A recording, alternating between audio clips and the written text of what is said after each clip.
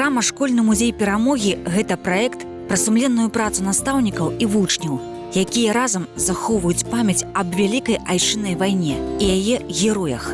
Гэта гісторыя пра гісторыю і пра тое, як музей ствараецца дзецьмі для дзяцей і застаецца месцам іх творчасці, выхавання і адукацыі. У Мастоўскім раёне Гродзенскай вобласці знаходзіцца аграгарадок Лунна.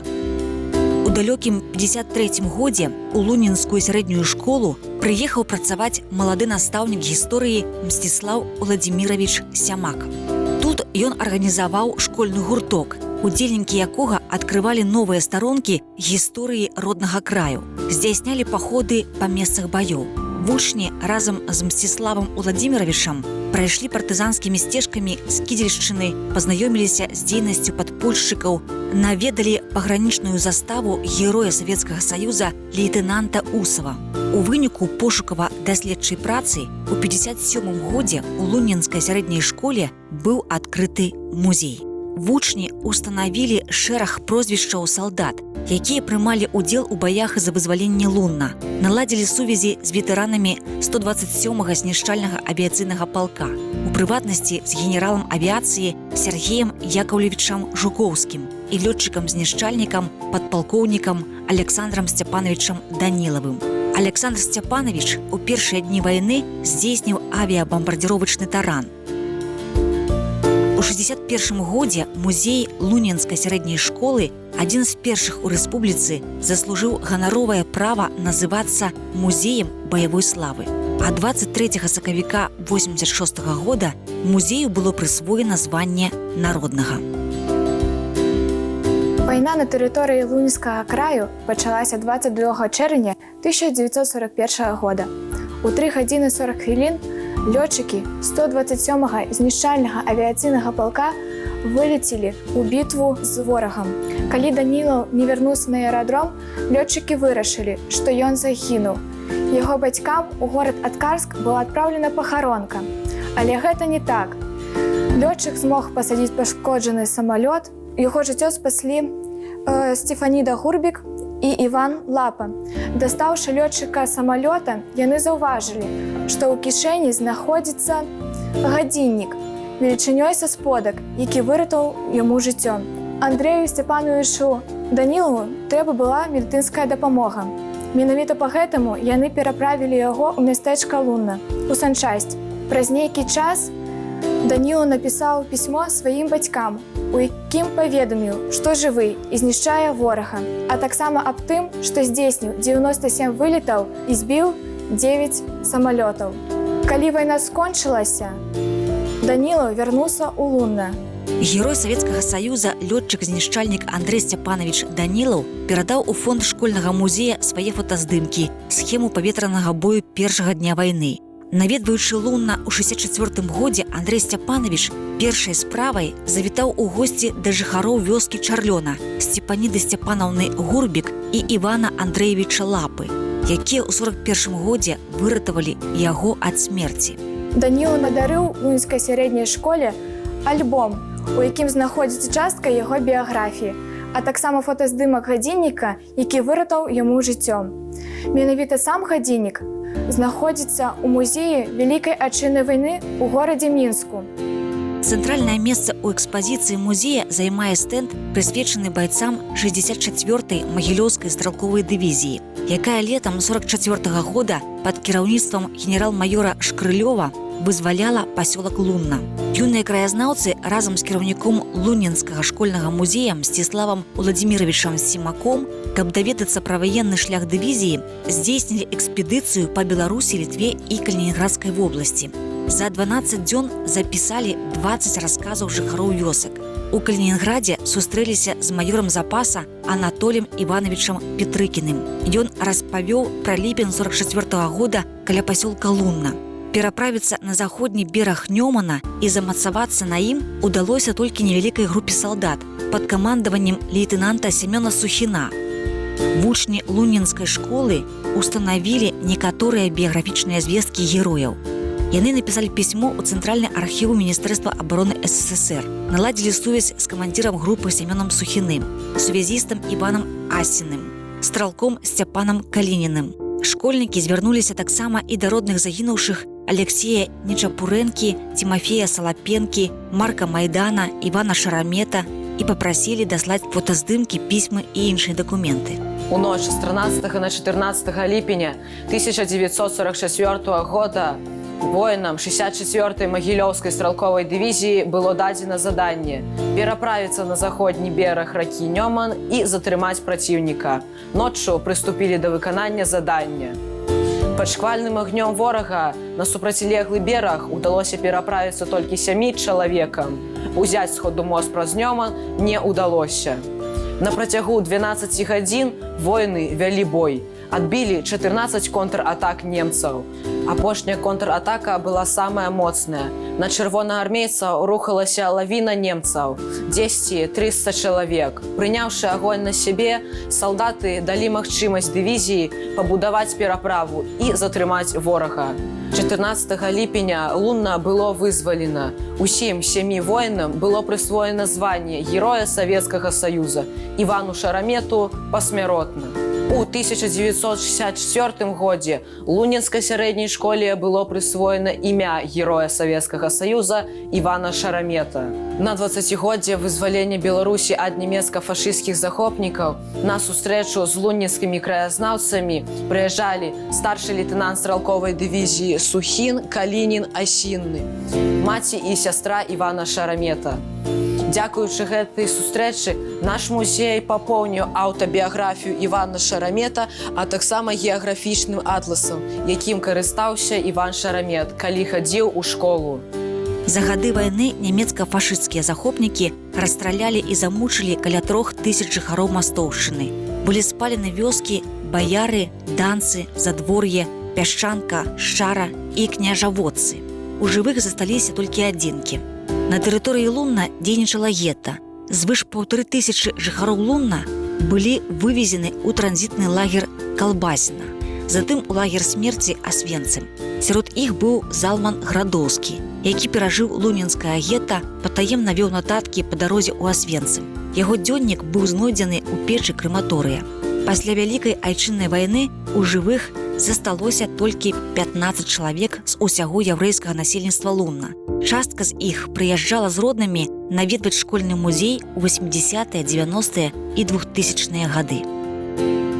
Яшчэ аднім каштоўным экспанатам з'яўляецца піянерскі сцяг, які мае вельмі цікавую гісторыю.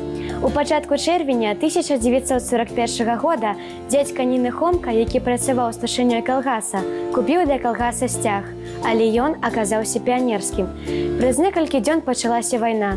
7 лістапада дзядзька быў забіты фашыстамі. Пачаліся вобыскі. Дзяўчынка пагаварыла з мамай, і яны вырашылі ўзяць сцяг сабе дамоў. У іх дома таксама былі вобыскі, тому сцяг і 3 гальштукі яны схавалі ў старых анучах, у бочцы з мукой. А калі мука кончылася, то ў печной трубе, дзе яны захоўваліся да прыходу Чырвонай арміі.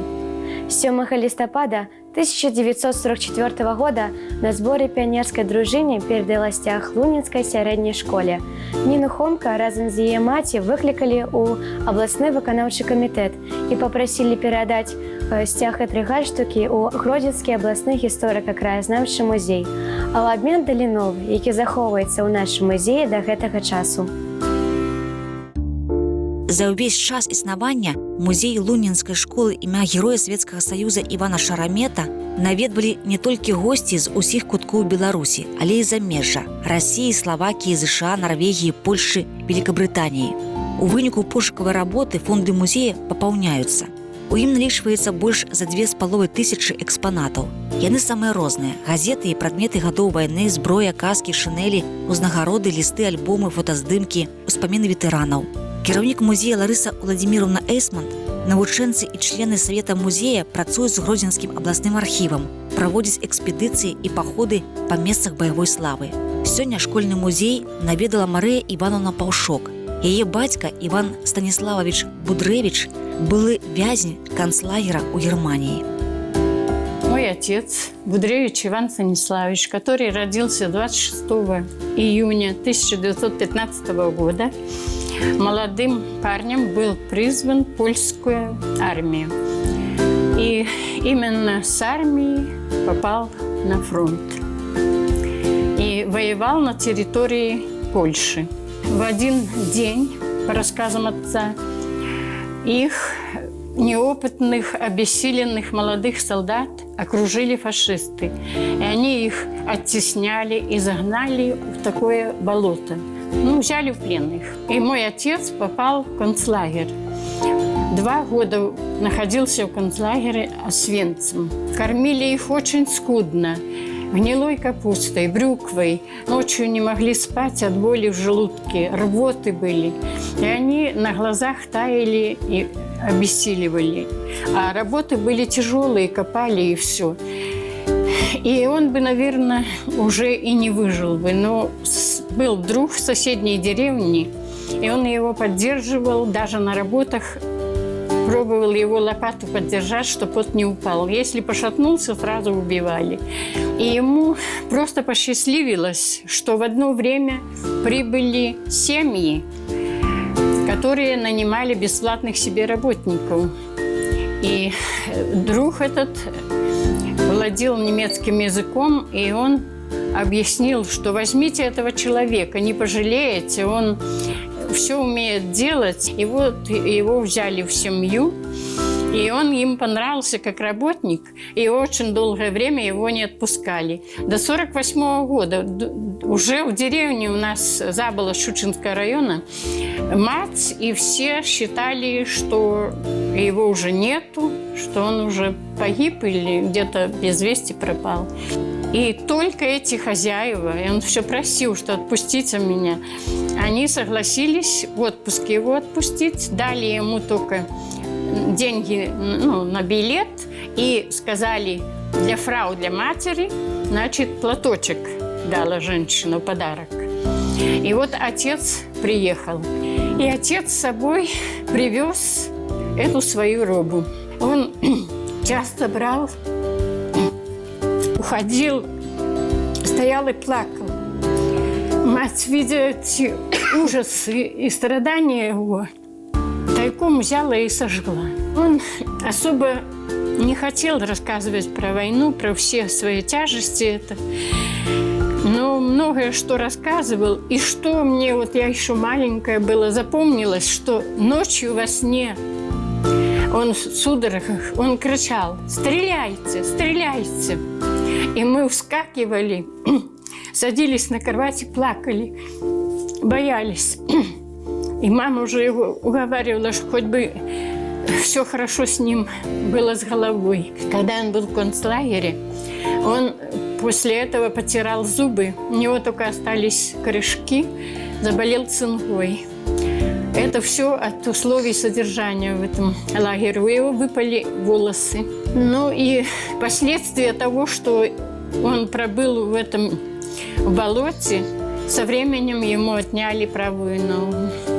Отец только одного желал и всегда говорил: дети, у меня одно только желание, чтобы вы никогда не знали и не увидели ужаса войны.